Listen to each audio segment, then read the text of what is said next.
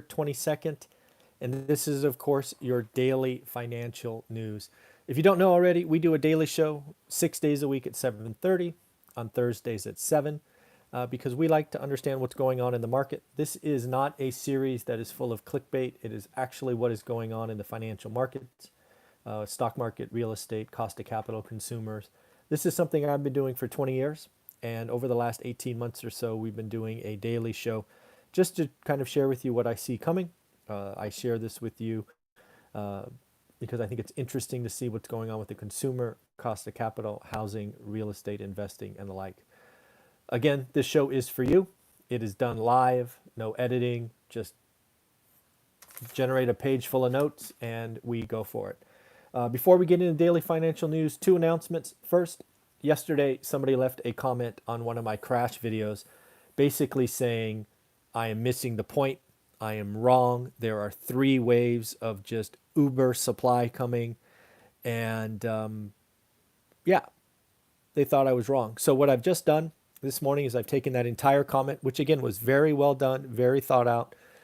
I put it up on a live recording and I'm uploading my response to that video today. Again, I applaud disagreement. I am investing hundreds of thousands, if not millions of dollars out there. So if I'm wrong or I have a blind spot, I love to hear feedback in disagreement, especially if it's well thought out. If it's nasty, full of cuss words, I will just delete and block you. I don't need that in my life.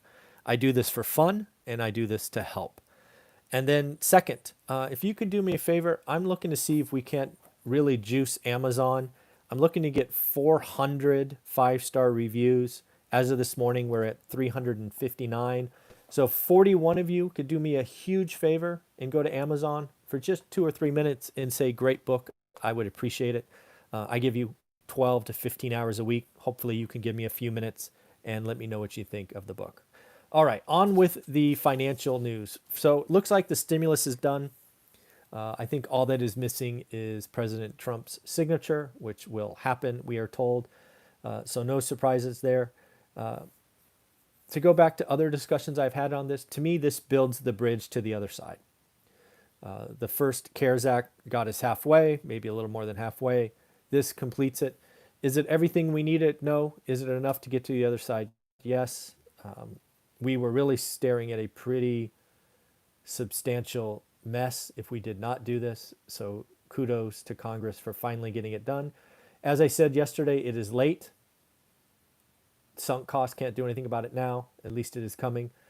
It does sound like some folks with auto deposit will start seeing, or electronic deposit will start seeing some funds next week, which will be good. But again, still pain ahead, no doubt. But again, the good news is this is the darkest days. Every day gets better from here. Every month gets better than the month before. Every quarter gets better than the quarter before. So while it is dark today, and it is dark as it's going to be, it gets better from here. So let's just keep going. Let's get to the other side, and let's have a very cool 2021. One of the things out there that I am hoping for is there's a sleeping giant out there on the vaccines. Pfizer's had a lot of talk. Moderna's had a lot of talk. But most folks don't realize there's a sleeping giant out there called J&J, Johnson & Johnson. We first talked about them last week, I think. They've just completed phase 3 trial, 42,000 participants, as I recall. Data coming in January, late January. Why J&J is the sleeping giant, at least in my opinion, is they are already working with a partner to produce the vaccine that they are working on, even though it hasn't been approved. They are betting on the scientists. They are betting on the science. And should the J&J's vaccine work like Pfizer's, like Moderna, 94, 95% efficacy, they will have billions, a billion doses ready to go. What did Moderna have? Like 6 million? What did Pfizer have? Like 20 million? J&J and their partner, I wish I noted it down, didn't write it down, but they are looking to have up to 1 billion doses of vaccines ready. Think about that. A billion. Now, timing wise, let's say it comes out late January, their peer research, FDA does what they do, it's middle of February, even late February. If they say yes, green light, like they've done for Pfizer and Moderna, we could have a billion vaccines out. And last time I checked, there's what, 350 million folks in the US? That's going to be good news. And we really could be on the side of having a vaccine glut. Think about that, a vaccine glut come May or June. What does a vaccine glut look like? Well, that means every American that wants to take it has taken it. And if you don't want, this is America, man. Go do you. But the people that want it, what, by May? Got it. That's awesome. That's why I think 2021 is going to be great. Q2 better than Q1, Q3 better than Q2. So let's all hope that J&J, what I'm calling the sleeping giant, delivers like Pfizer and Moderna have. That would be pretty cool. On that front, one of the things that you and I are going to have to watch, because again, we watch cost of capital, right? We're watching consumers, fear and greed, cost of capital, is the 10-year. The 10-year note is today at like 0.91, I think, maybe 91, I think. It's going to break 1% next year. I think it could break 1.5% next year, and it could start approaching 2%. All while the Fed is pretending to have low or perpetuating low interest rates. That is eventually going to have impact on mortgages and other things. So you might want to get in while the getting's good. Again, that's why I'm telling my students, do the work. It's why I just did this video responding to someone who said I was wrong and spectacularly wrong. I think there's a lot of inventory coming in Q2 from move-up buyers. And that discussion is in this video I'm loading now. It's 58% done. So just watch. On a business front, looks like Peloton is taking their supply constraint issues in their own hands. They've agreed to buy Precor, which is a manufacturer of goods, for $420 million. Good on Peloton. They need to strike while the iron's hot, right? Apple's coming after them, for example. So again, these are interesting times, and Peloton is really trying to take their success in their own hands, go vertically integrated and the like. So good move. Apple, I don't know if you heard this, but Apple is, again, rumored, purported, who knows? It could have been somebody heard it over a lunch conversation, but back to having a self-driving car by 2024. I live in the Valley.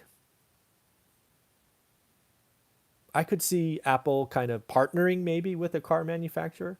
Apple does amazing things, amazing UI, lots of amazing technology. When I think of Tesla, it is software and user interface and battery, right? When I think of Apple, kind of the same thing. Although a car is far more sophisticated than a phone. I'm not trying to say differently. But, 2024 is a long way out. Could Apple partner with a GM or a Ford or a Toyota for that matter? Yeah. Would that be a powerful combination? Probably. So it would be interesting. It's rumored to be called Project Titan. No idea if that's true. Again, a lot of these ideas I've heard about an Apple car for years, so we'll see.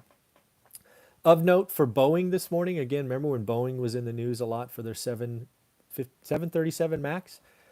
Well, Alaska Air just became the first U.S. airline to buy a 730 MAX in almost 2 years. They just upped their order by 23 planes and put an option on 52 more. Again, folks, man, 2021 is going to be the year's going to get better and better and better and better. It's going to be fun. This last 2020 has sucked because every quarter was worse and worse and worse and worse. We're going to bounce off this bottom. It's going to be fun to watch. Goldman Sachs is out. Goldman Sachs, often the most elitist or thought to be the most elitist Wall Street firm, looks like they are going to start creating an arm for you and I, right? The masses, as you will. I think it's interesting to see Goldman kind of take this route, use the cachet of their name. It'll be interesting to see. I think it's a sign of the times. I think what we've learned in this crisis, specifically, I'll call it Robinhood, but it's all online trading. There's a lot of people out there interested in investing. And Goldman needs to step up, or they're going to be dinosaurs in 2 or 3 years. Because I think what will happen as the Robinhood traders get used to managing their money via the phone and apps, Goldman will lose their cachet, and they will go the way of the taxi, if you know what I mean, right? Uber just crushed them. So I think Goldman got to do something, or else they could go the way of taxis. I don't know if you saw this morning, but given I've talked about Bitcoin once or twice, I might as well talk about Ripple. Apparently, they are expected to be sued by the SEC. That's not good. Cryptocurrencies all have huge risks. That's why I am not purporting to tell anyone to go buy it.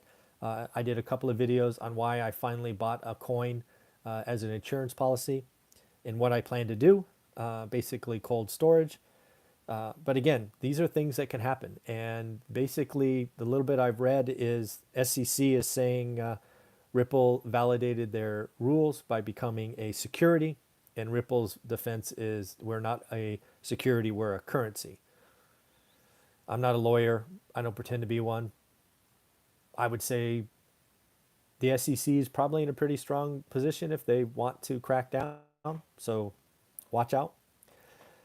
If anybody's watching from the UK, or if you know anybody in the UK and you can make an introduction to, I would love to talk to someone in the UK. We've got a feel for them, right? They're right on the cusp of Brexit. Last time I checked, there's no agreement for trading. Now they've got this lockdown of the second virus. Nobody, nobody, everybody's treating them like a pariah. I suspect the UK is going to have a pretty rough month or two. But I'd love to talk to someone on the ground. Anybody in the UK wants to talk, again, in a video so we can share what's going on with the rest of the world. I would love to speak with you if you're watching from the UK, or if you know someone in the UK, I would love to, do an interview and just talk about what's going on the ground, because I think all of us would love to hear from somebody who lives there, not reading articles about someone who's reading articles about someone else. So that would be cool. And then the last thing I read that's really shocking and purports a challenge I think we need to look at is student debt. Did you know student debt is up 100% in the last 10 years? 100%. I think this is part of the middle class mindset. This is something that I was raised with, right? Go to school, get a good job, make a lot of money, buy nice stuff.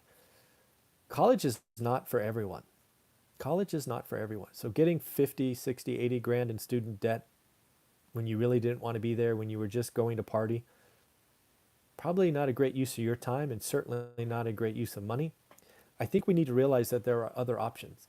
And maybe a gap year is not a bad idea while you figure it out. Certainly junior college is not a bad idea. I went to a junior college because I had to pay for my college. But yeah, that's shocking. So that's what I got for you today. Again, I have 2 interviews today, one at 8, one at 9. Again, I'm sharing a video. It looks like it's almost uploaded about somebody disagreeing with me with a crash. So look for that. It should be up in the next 5 or 10 minutes. And of course, have a wonderful day. Like, subscribe. I'll be back tomorrow at 7:30. Bye.